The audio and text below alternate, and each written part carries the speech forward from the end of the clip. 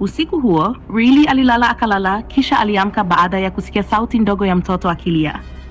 Hii ilimfanya abaki akishangaa, kwani hakukuwa na mtoto yeyote ndani ya nyumba, kwani watu wazima pekee wanaishi pale.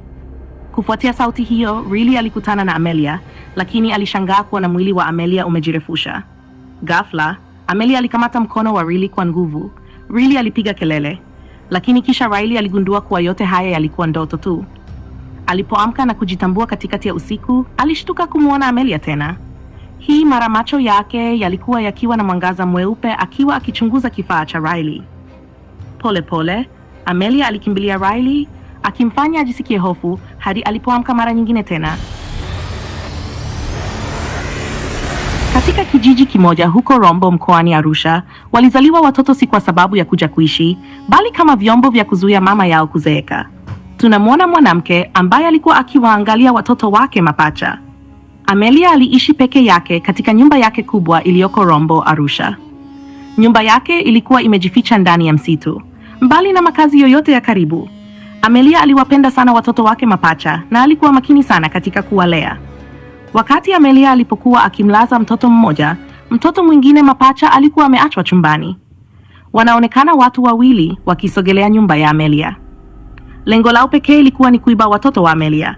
Wakikubaliana, mwanaume atachukua mtoto mmoja na mwanamke atachukua mtoto mwingine. Mwanamke alifanikiwa kumchukua mtoto mmoja, kisha akamsubiri nje mwanaume kuchukua mtoto mwingine. Hata hivyo, baada ya kusubiri kwa muda mrefu, hakuja kamwe. Wakati mwanamume alikuwa karibu kuchukua mtoto, na kabla hajakimbia kutoka kwenye nyumba yake, alitokea Amelia na kumroga mwanaume kiasi kilichomfanya asiweze kuchukua mtoto. Wakati yule mwanamke aliyekuwa akisubiri nje, alimwona Amelia akiwa ameshikilia mmoja wa watoto wake, ambaye Amelia alikuwa amemwokoa. Kutokana na mwanaume alikuwa ameshindwa kutimiza jukumu lake, yule mwanamke akashtuka na alitoroka akiwa amechukua mtoto mwingine. Baadaye alimwacha mtoto aliyekuwa amemkamatwa kwenye hifadhi ya watoto Woodland, ili mtoto huyo aweze kutunzwa ipasavyo. Miaka ilipita. Tunaona mwanamume mmoja aitwaye Edward. Yeye alikuwa mtoto wa Amelia aliyeibiwa na kutelekezwa kwenye hifadhi ya Woodland. Edward alitumia sehemu kubwa ya maisha yake huko akikulia pale. Wakati alikuwa mtu mzima, Edward mara nyingi alihisi udadisi mkubwa kuhusu utambulisho wa wazazi wake wa asili. Kwa sababu hiyo, aliwasiliana na hifadhi ya watoto ili kuuliza kama wangeweza kuwa na taarifa yoyote kuhusu yeye na wazazi wake. Baada ya kusubiri kwa muda mrefu, Edward hatimaye alipokea simu kutoka hifadhi ya watoto. Kwa bahati mbaya, walimwambia kuwa hawana taarifa yoyote kuhusu wazazi wake wa asili. Habari hiyo ilimdhoofisha Edward, ambaye alitarajia sana siku moja kuungana tena na wazazi wake. Baadaye Edward alisherehekea siku yake ya kuzaliwa na mpenzi wake Riley. Riley alimpa zawadi maalum, kifaa cha kusoma DNA kinachoitwa Ancestry. Ili kutumia, Edward alihitaji tu kutoa tone la damu yake. Kifaa hicho kilichounganishwa na programu kiliweza kutafuta moja kwa moja watu wengine walio na DNA inayofanana naye. Hii ilikuwa njia mbadala kwa Edward labda kupata familia yake halisi. Akiwa na shauku na matumaini, Edward mara moja alitoa damu. Kisha alibidi asubiri uthibitisho kutoka kwa mfumo wa Ancestry. Usiku huo, Edward alitokea ghafla kutoka kwenye ndoto ya ajabu.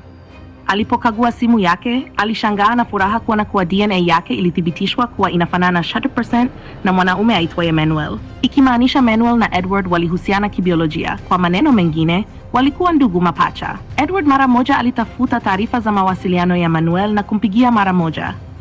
Wakati wa mazungumzo yao, Manuel alifafanua kuwa alikuwa na ndugu mapacha aliyewekwa ameibiwa walipokuwa watoto wachanga. Tukio hilo lilimfanya Amelia kujawa na huzuni kwa kupotea kwa mmoja wa watoto wake. Ingawa Amelia hakuwahi kuacha kumtafuta mtoto wake aliyekosekana, Edward. Baada ya miaka mingi ya kusubiri, Manuel na Amelia hatimaye walimpata Edward. Hali iliyokuwa imejaa thamani na furaha. Edward alikuwa na nafasi ya kuungana na familia yake bila kupoteza muda. Akaanza kupanga safari kwenda nyumbani kwa Manuel, Ureno. Riley, mpenzi wake, aliamua kumfuata kwenye safari hiyo. Baada ya safari ndefu ya ndege, Edward na Riley waliendelea na safari kwa gari.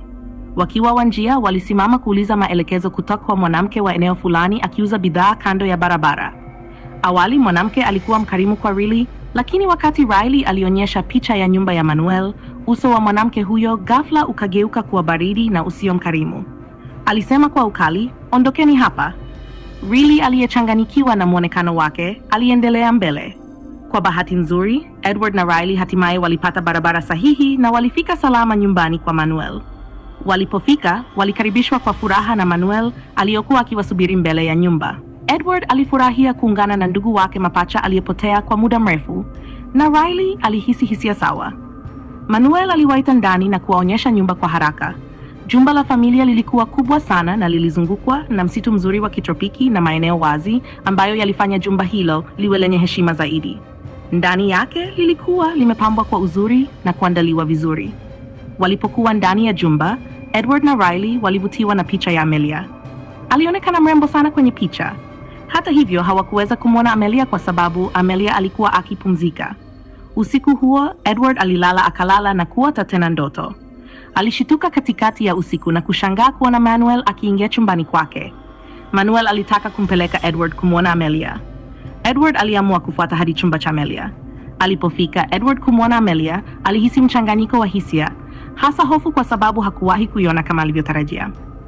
Uso wa Amelia ulionekana kubadilika kutokana na upasuaji wa plastic surgery. Hata hivyo, Edward alijaa furaha na mshangao kuungana na mama yake baada ya miaka mingi.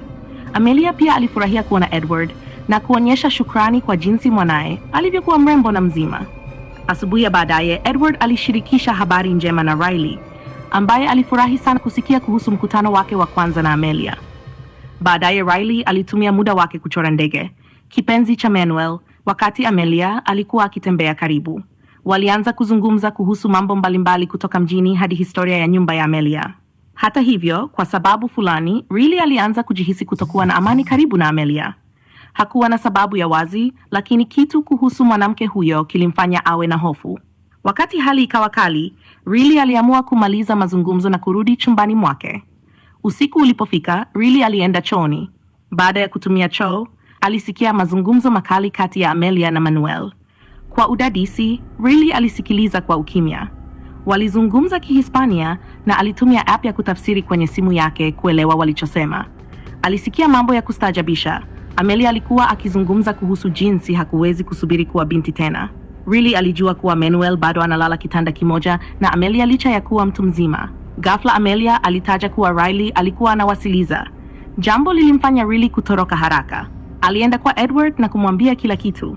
Hakuwahi kuonekana kawaida kwa mwanaume mzima kulala pamoja na mama yake, hasa katika nyumba kubwa kama hiyo. Hata hivyo, kwa sababu isiyoelezeka, Manuel alichagua kulala kando ya Amelia.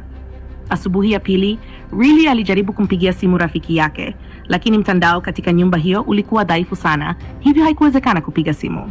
Wakati akichunguza moja ya vyumba, Riley alipata sanduku kubwa lililojaa picha za zamani. Picha hizo zilionekana za kale, lakini zilionekana kuwa ni picha za mababu wa Edward. Hata hivyo, kadri alivyokuwa akizichunguza, aligundua kuwa uso wa mababu hao ulikuwa na ulinganifu mkubwa na Manuel na Amelia walivyokuwa vijana. Hata mababu wa kiume walionekana sana kama Edward na Manuel. Kabla ya Riley kuendelea kuchunguza, Manuel alitokea ghafla. Alifunga sanduku na kuomba msamaha kwa kuangalia picha bila idhini. Usiku huo, Riley alilala akalala, kisha aliamka baada ya kusikia sauti ndogo ya mtoto akilia. Hii ilimfanya abaki akishangaa, kwani hakukuwa na mtoto yeyote ndani ya nyumba, kwani watu wazima pekee wanaishi pale.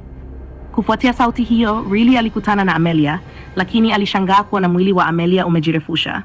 Ghafla, Amelia alikamata mkono wa Riley kwa nguvu. Riley alipiga kelele, lakini kisha Riley aligundua kuwa yote haya yalikuwa ndoto tu. Alipoamka na kujitambua katikati ya usiku, alishtuka kumwona Amelia tena. Hii mara macho yake yalikuwa yakiwa na mwangaza mweupe akiwa akichunguza kifaa cha Riley. Pole pole, Amelia alikimbilia Riley, akimfanya ajisikie hofu hadi alipoamka mara nyingine tena, akigundua kuwa ilikuwa ni ndoto nyingine. Awali alifikiri yote ni ndoto tu, lakini alipoangalia kifaa chake cha kufungia, kilikuwa kimefunguliwa na nguo zake zimewekwa vizuri. Alikumbuka wazi kuwa alikiweka wazi na zisizopangwa kabla ya kulala, lakini hii ilikuwa ishara moja tu. Amelia kweli alikuwa ameingia chumbani mwake usiku. Asubuhi ya pili, Riley aliamua kwenda kukimbia mchaka msituni karibu na nyumba ya Amelia. Kwa bahati, pale kulikuwa na mtandao, hivyo aliweza kumpigia rafiki yake na kuzungumza kuhusu mambo ya ajabu yanayotokeza katika familia ya Edward. Wakati huo, Edward alikuwa akizunguka nyumba akiwa amechanganyikiwa, kwani hakujua Riley ameenda wapi. Alipokuwa akichunguza vitu mbalimbali pale nyumbani, alivutiwa na mlango wa kale unaoongoza kwenye chumba kidogo. Alisikia sauti ya mtoto akilia kutoka ndani. Kwa ujasiri, aliingia kuangalia, lakini badala ya kukuta mtoto alishangaa kuona mwanaume akipitia maumivu ndani ya chumba. Tukio hilo lilimshangaza Edward kiasi kwamba mara moja alizimia. Kwa bahati, Manuel alifika na kumsaidia, akimpeleka Edward kwenye chumba.